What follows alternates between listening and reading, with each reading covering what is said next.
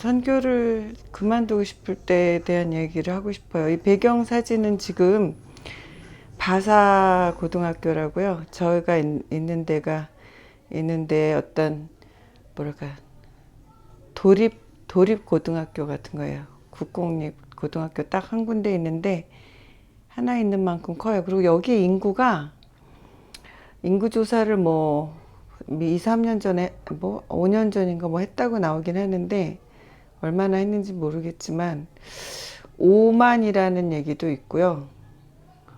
10만은 안 되고 5만에서 10만 사이쯤 되는 곳이에요. 그것도 고등학교가 하나 있어요, 여기에. 정부고등학교.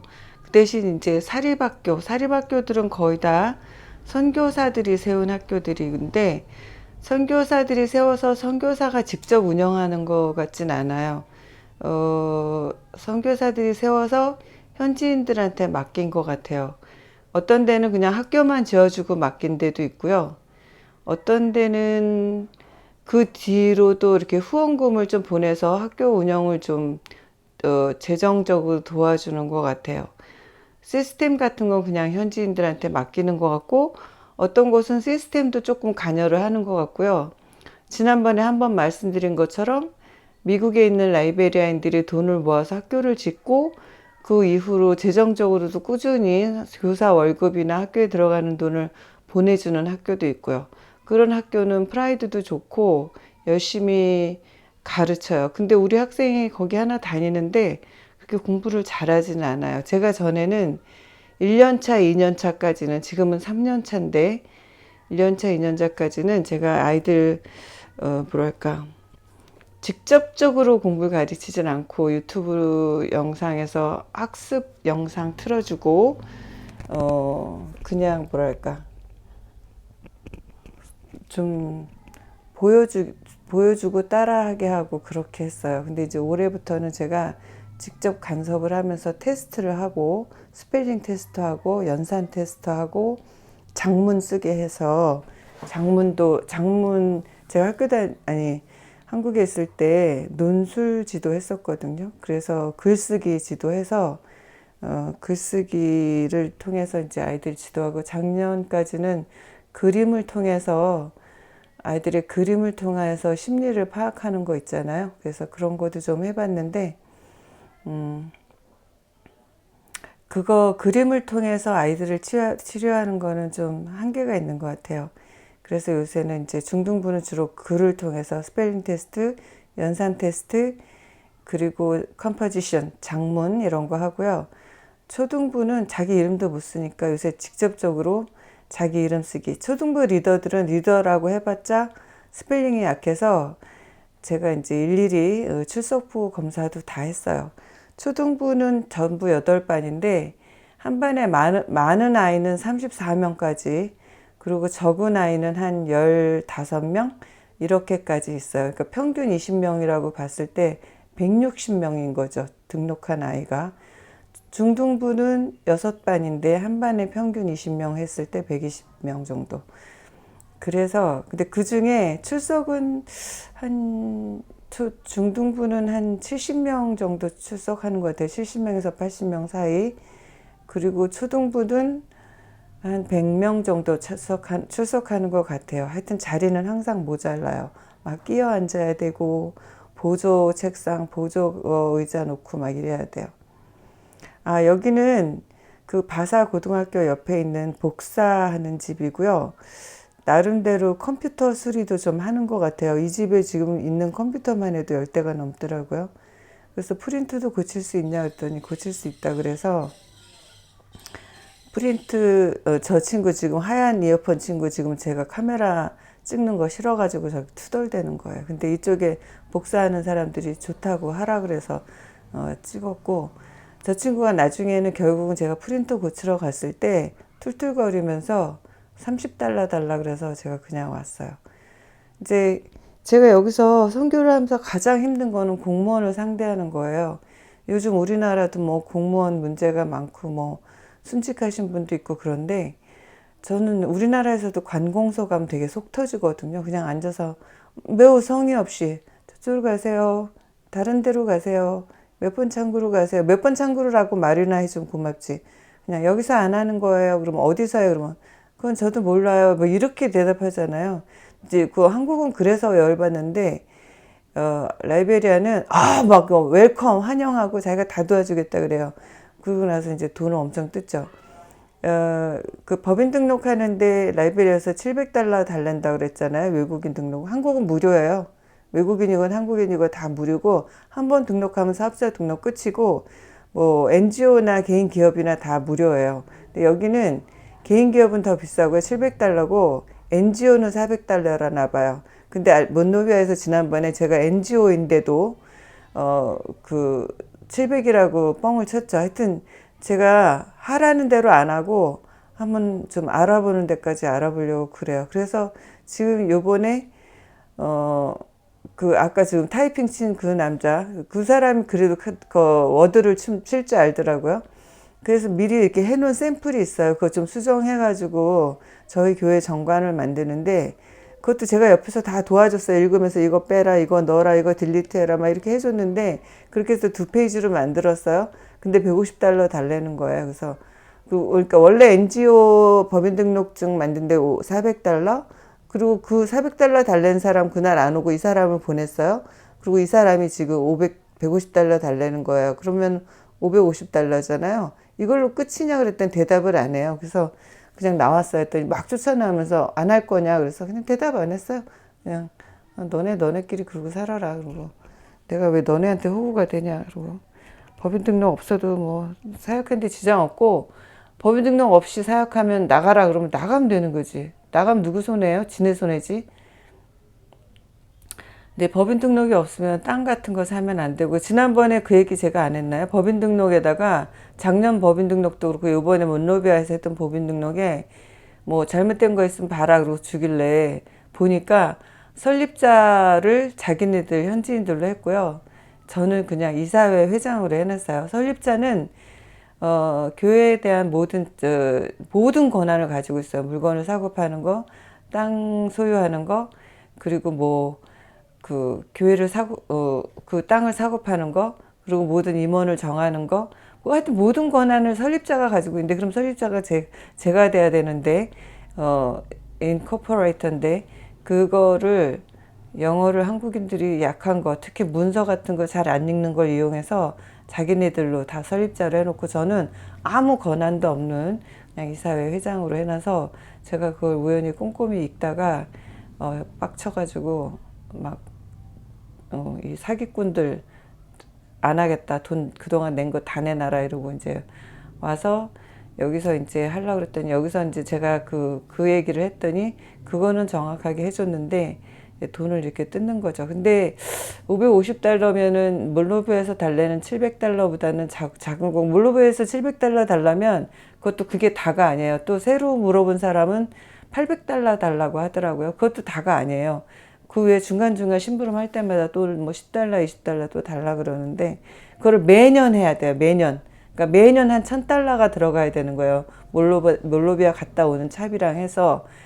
그래서 나 법인 등록도 안 하고 땅도 안 사고 건축 안 하겠다. 그냥 이렇게 임대해 가면서 사역하겠다. 다른 나라는 선교사가 선교하면은 땅을 뭐 몇십만 평을 주고 몇만 평을 주고 하라 그런다는데 여기는 선교사가 자기네 나라 애들 가르치고 먹여주는데 그냥 공무원들이 그걸 알고는 돈을 못 뜯어서 안달이니까 너희들은 도와줄 가치가 없다 막 이런 생각이 들어요. 인간적으로는. 근데 그거는 인간인 저의 생각이고 하나님의 생각은 어떠신지 하나님의 뜻에 따라야 되겠죠. 그리고 그럼에도 불구하고 소망은 아이들에게 있습니다. 이거 우리 중등부 전 중등부 아이들 여름 성경학교 한 거 필름 전에도 잠깐 보여드렸는데 그건 이제 첫째 날이고 이거는 다음 날이라서 그냥 혹시 뭐 이게 첫째 날이었나 보다. 얘 자꾸 쳐다보는 거. 얘가 자꾸 쳐다보는 게 첫째 날이었는데 그래서 그냥 찍어 놓은 건데 제가 오늘 말씀드리면서 넌 왜 이렇게 쳐다보니? 제가 이게 왜 그러냐면요. 여러분도 그럴걸요? 이게 지금 20분 동안 통성기도 하는 거예요. 여러분, 장로교는 3분 통성기도도 못하죠? 순복음은 물론 철야기도 때, 금요 철야 때는 한 20분 정도 통성기도 해요. 요새는 뭐 이것저것 떼어먹고 한 15분 하는 것 같은데, 제가 처음 여의도 갔을 때는 30분 하더라고요. 그래서 제가 너무 유튜브로 보고 긴장해갖고 순복음으로 옮길 때 기도 제목을 A4 용지에다가 한 10장을 써가지고요. 외워가지고 30분 동안 통성 기도를 했어요. 그래서, 근데 신학교에서 저희는 이제 1시간 동안 통성 기도를 하거든요. 그리고 1시간 동안 성경 통독하고, 그리고 1시간 동안 예배 드리고 이제 수업을 시작을 해요. 그래서 여기 아이들도 20분 동안 통성 기도하고, 20분 동안 통독하고, 그다음에 예배 드리기는 그러니까 성경 필사를 20분 동안 하는데, 성경 필사 아이들이 더 하고 싶어 해서 성경 필사 때문에 한 30분 정도 더 해요. 그래서 원래 1시간 예정했는데 끝날 때는 40분, 1시간 반쯤 했고요. 처음에 한 10명 올 줄 알고 선물을 큰 걸 걸었어요. 뭐 시계, 손목시계, 우산 이런 거 주겠다 그랬는데 첫날 40명이 와가지고 제가 놀래가지고 부으니까 그 다음에 40명이 계속 오더라고요. 근데 점점 더 와서 끝날 때는 70명 좀 넘게 끝났어요. 그러니까 전원이 다 온 거죠. 끝날 때는. 그래서 개근상 한 애들은 개근상 한 애들은 일단 성경책을 다 줬어요. 성경책이 여기서는 좀 싸서 한 $5 정도 해요. $5면 우리나라 돈으로 한 6, 7천 원 하나요? 우리나라에서 성경책 6, 7천 원이면 못 사죠. 그래서 그래도 여기 애들한테는 $5면 큰 돈이라서 성경책 없는 아이들이 뭐 대다수니까 성경책 줬고, 그리고 또 중간에 간식 좀 많이 줬고요. 빵도 사줬고, 좀 하여튼 칭찬을 많이 해줬어요. 너무 감사하고 고맙고 기특해서.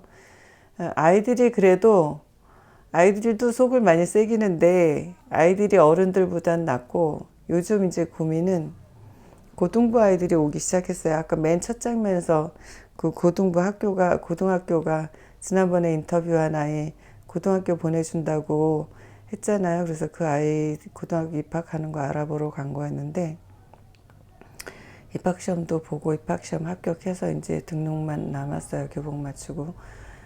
그랬더니 고등학교 가고 싶은 아이들이 요새 몰려들고 있거든요. 여기서는 한 15살 된 부모들이 아이들을, 큰애들을 내보낸다 그랬잖아요. 그러니까 너무 이혼과 결혼을 많이 하니까 무슨 무슬림처럼 해요. 하여튼 무슬림처럼 동시에 여러 여자를 거느리진 않아요. 그래도 명색이 크리스찬이니까. 이혼을 하고 다시 재혼을 하고 이혼하고 재혼하는데, 하나님께서 그렇게 이혼하고 재혼하는 거 혐오하신다는 거 성경에 있는데 모르나 봐요. 그래서 아무튼 새로 재혼을 하면 젊은 아내가 새로 낳은 아기는 꾸역꾸역 먹여. 그래서 미혼모들이 낳은 아기들은 되게 인형처럼 쬐끄맣고 가볍고요. 그리고 남편의 새 아내로 들어간 여자의 아이는 통통해요. 그 대신 이제 그 집에 큰 애들은 이제 참 천덕꾸러기가 되고, 그 중에 한 15살 넘은 애들은 쫓겨나죠. 쫓겨나고 버림을 당하죠. 그 전에도 뭐 한 7살, 8살에도 버림을 당한다고 해요. 아이들 그 장문 쓴 거에 의하면 버림 당하고, 뭐 자기가 6살 때 아버지가 다른 여자랑 결혼해서 엄마랑 우리를 버렸다, 뭐 이런 글들이 나오고요. 또 학교 중에서는 좀 쇼킹한 얘기가 뭐가 나오냐면, 낙제를 하는 애들이 있으면요, 학교에서 선생님이 돈을 요구한대요. 아이고, 우리나라, 아이고, 끝났나 보다. 우리나라 70년대도 그렇게 촌지나 돈 요구하는, 봉투 요구하는 선생님들이 많았잖아요. 여기도 그래요. 그리고 여기도 또 그럴 만한 이유가 있는 게, 뭐 잘했다는 건 아니지만 정부에서 월급을 안 주니까 애들 등록금도 잘 안 내고요. 애들이 등록금 안 내면 쫓겨나기도 하는데 그래도 애들이 꾸역꾸역 오고 또 마지못해 돈을 일부라도 내고 그러면 그 돈이면 선생님들 월급 주고도 남거든요. 근데 그 돈을 정부에서 걷어가고요. 공립학교인데도 월급 등록금이 있어요. 그리고 그걸 정부에서 걷어가서 선생님들 월급은 안 준다는 거죠. 학교 유지 보수하는 돈은 아마 교장 선생님이 먹을 것 같아요. 교장이나 교감이 좀 그런 분위기에 제가 보니까 교장 선생님 뭐 나 몇 번 보더니 손 벌리면서 벌써 돈 달라고 하는 걸로 봐서 그런 것 같아요. 그래서 학 선생님들이 아이들 낙제하면 돈을 내라 그런대요. 그래서 돈을 못 내면 걔는 낙제고 그래서 유급되는 거고 돈을 내면 낙제는 면하게 해서 진급을 시켜준다네요. 근데 이번에 장학금 준 아이들 다 그 성적표 갖고 오라 그랬어요. 성적표 안 가져오면 다음 학년 장학금 없다고.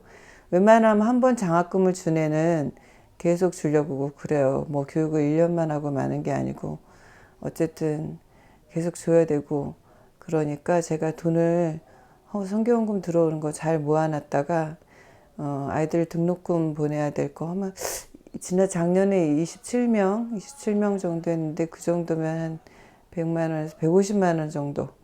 그리고 이번에도 이제 그 정도나 아니면 그거보다 조금 더 보낼 텐데 고등학생들도 끼고 그러면 그 정도 들어가겠죠. 급식으로 들어온 성교원금은 급식하는 데만 써요. 그리고 일반 이제 목적 성교원금이 있잖아요. 건축헌금으로 들어온 거는 건축을 위해서만 비축을 해요. 아직 건축헌금이라고 목적헌금이 많이 들어오진 않았는데 그 외에 그냥 선교하는데 보태 쓰세요. 그리고 보내주신 돈은 주로 이제 애들 교육할 때 과자 나눠주고 학용품 사고 교재 사고 뭐 교실 시설 이런 거 하는 거 건축하는 데 쓰거나 아니면 장학금 하는데 모아놨다 쓰고 이러거든요. 그래서 들어오는 돈에 맞춰서 선교를 해요. 그래서 솔직히 말하면 선교금이 적게 들어오면 저는 할 일이 없는 거죠. 좀 편한 거고 선교금이 많이 들어오면 더 바빠지는 거죠.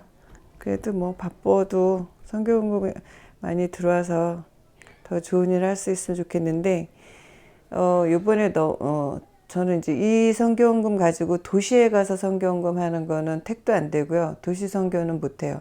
제가 시골이기 때문에 이게 가능하고 그리고 건축을 하는 거는 또 이 돈으로 택도 안 돼요. 건축하는 거는 최하 4천만 원, 5천만 원, 1억 이렇게 드는 거고 더 잘 지으려면 더 드는 거죠. 그래서 이제 결국은 여러 가지 문제가 있어서 선교를 때려칠까 막 힘든 생각도 드는데 그래도 이런 아이들이 희망이죠. 새로운 아이들 오면 제가 무서워요. 새로운 아이들 길들이는데 엄청 에너지가 소모되고 그건 한국에서 학원 할 때도 마찬가지예요. 새로운 아이들을 저희 학원은 다른 학원하고 좀 시스템이 달랐기 때문에 소수정예였기 때문에 되게 까다로웠고 제가 직접 모든 걸 다 챙기는데 그래서 아이들이랑 처음에 기싸움을 많이 하고 학부형하고도 기싸움을 많이 해요. 요즘 학교 분위기 같으면 저는 교육 못하죠. 저는 학부모들 그러는 꼴 못 보고 아이들 대두는 꼴 못 보거든요. 기싸움에서 결국은 제가 이겨가지고 제가 컨트롤을 잘했고 아이들 다 성적 어마어마하게 오르고 다 좋아졌어요. 자부심이죠.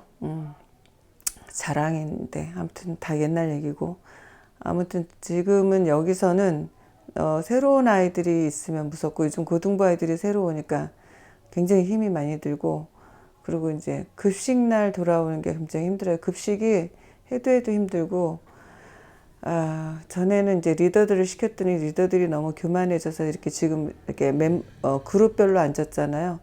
그래서 그룹별로 급식을 시켜보니까 또 너무너무 힘들어 아이들이. 동서남북을 못 가리고 앉을 자리 설 자리를 못 가려서 집에서 하는 식으로 막 하려고 그래서 집에서 하는 10명 20명 먹는 밥 하는 거랑 여기서 200명분 기준으로 밥하는 거랑은 시스템도 다르고 또 청결 문제도 다르고 그래서 가르치는데 힘들어요. 그래서 선교하는데 여러 가지 애로점을 한번 말해봤고요.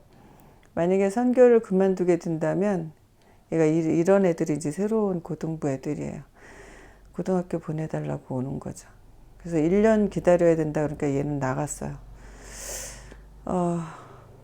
1년 제가 지켜보고 보낼만 하면 보내겠다 그랬더니 나가버린 애들도 있고, 그래도 남아있는 애들은 나갈 데도 없는 애는 나가는 거죠. 남아있는 거죠. 그 공무원들이랑 그 뭐 기술적인 테크니션들 상대하는 게 너무 힘들고, 그리고 이 동네가 약간 낙후되면 경제적으로만 낙후된 게 아니고 사람들의 의식도 낙후돼서요 힘들어요. 지난번에 저는 여기가 굉장히 그래도 발전한 도시라고 생각했는데 그 옆에 방가라는 데 가보니까 거기는 훨씬 시스템이 잘 돼 있더라고요. 도로를 보거나 거리를 보면 알아요. 그 사람들이 어떤 사고방식으로 살고 있는지. 거기만 가도 조금 선교하기 쉽겠어요. 몰로비아 가면 더 쉽겠죠. 그런데 그렇게 쉬운 걸로 생각하면 한국에 남아있지 뭐하러 여기로 오겠어요. 어려운 것을 찾아서. 아프리카도 동아프리카는 한국에서 가깝고 쉬운데 비행기값도 싸고, 더 아프리카 대륙이 적지 않잖아요. 그것을 횡단해서 서쪽으로 와서 더 열악한 곳에서 선교를 하니까 어려운 점이 많죠. 아무튼 제가 출몰했으니 여기서 멈추겠습니다. 여기까지입니다.